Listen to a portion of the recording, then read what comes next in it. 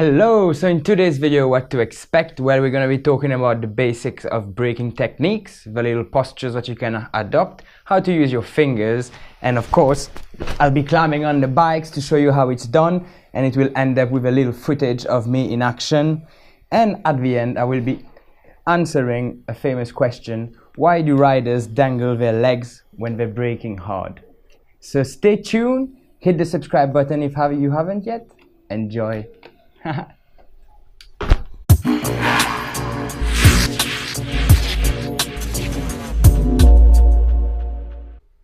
Hello and welcome to my video. So today we're going to be talking about the basics of braking. Braking is a very important aspect on the road or on the track.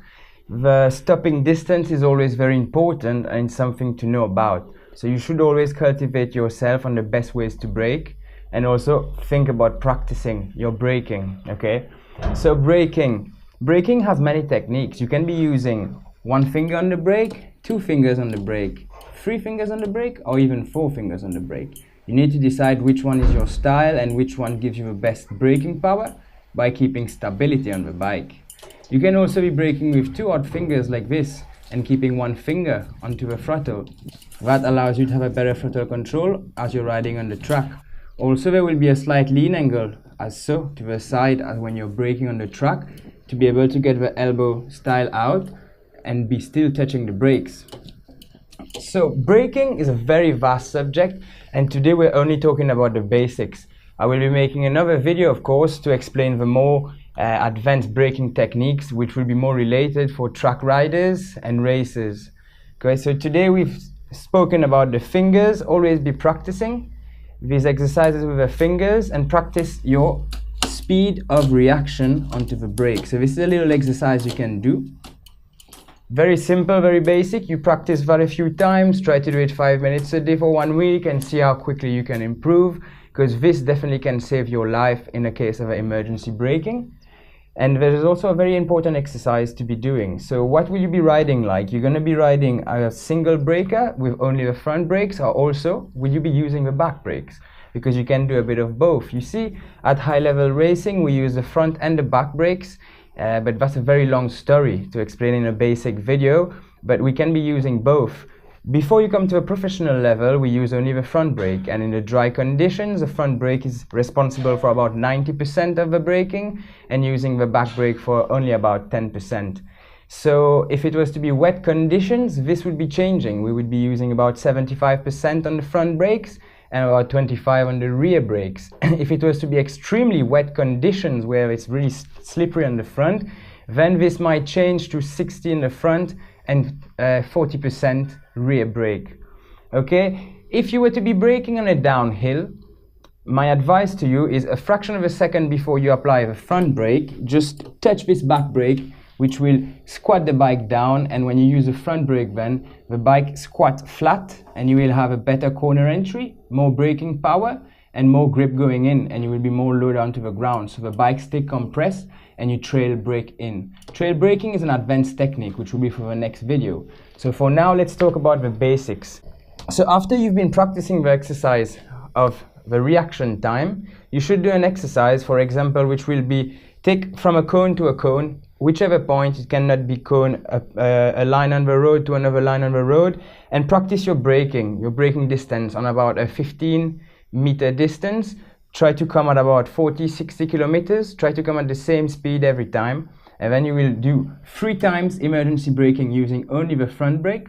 Then you move on to 3 times emergency braking using only the rear brake, and then you reunite the two and you do 3 times testing using the front and rear brake at the same time, and see how this affects the bike and the stopping power. The stopping distance will decrease, not by loads, but it will decrease, especially if you do it well. So practice that exercise. If you could do that once a month for 3 months, 4 months, just to be sure you're always sharp on your brakes, because the reaction time on the bike and knowing how your bike stops is very different from a bike to another, and you always need to practice.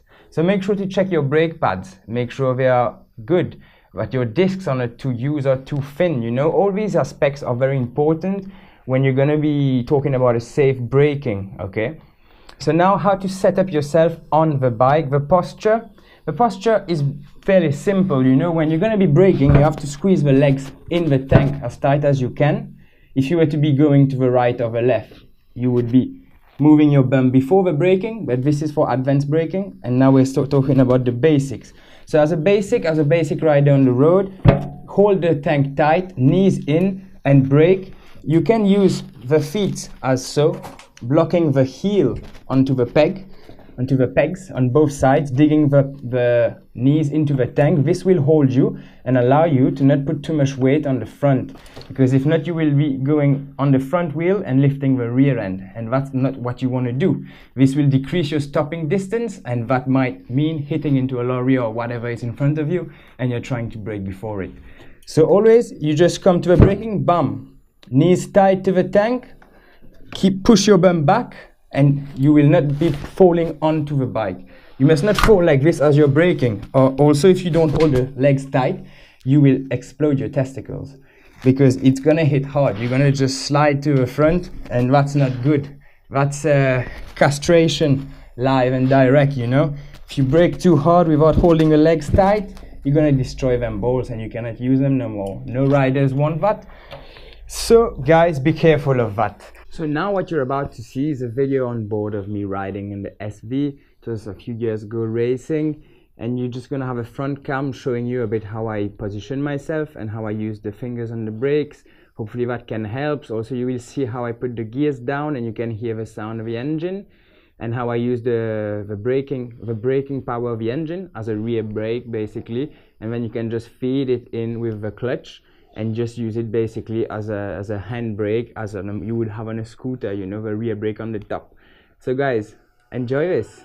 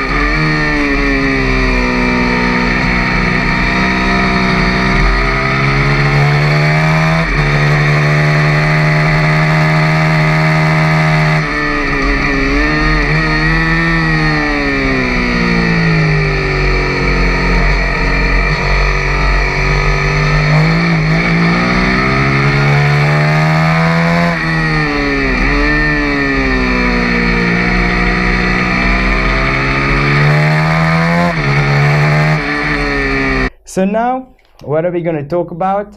Why do riders dangle their leg like so when they come to braking, to a very hard braking? So this technique is a technique used on the track mainly. It's when you come at really high speed and you start to brake, the bike don't want to turn in. She just don't want to turn in.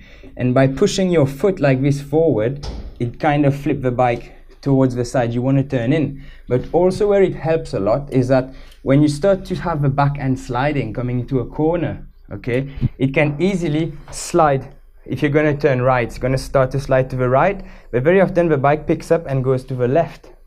So if that's to happen, you're screwed. You ain't going to make your corner. So what riders do is that they come at very high speed and then they just take out their leg, push the center of gravity down. This flips the bike, holds the bars at a little angle, and it allows you to have more power to keep the bike leaning into the corner and not slide to the other side.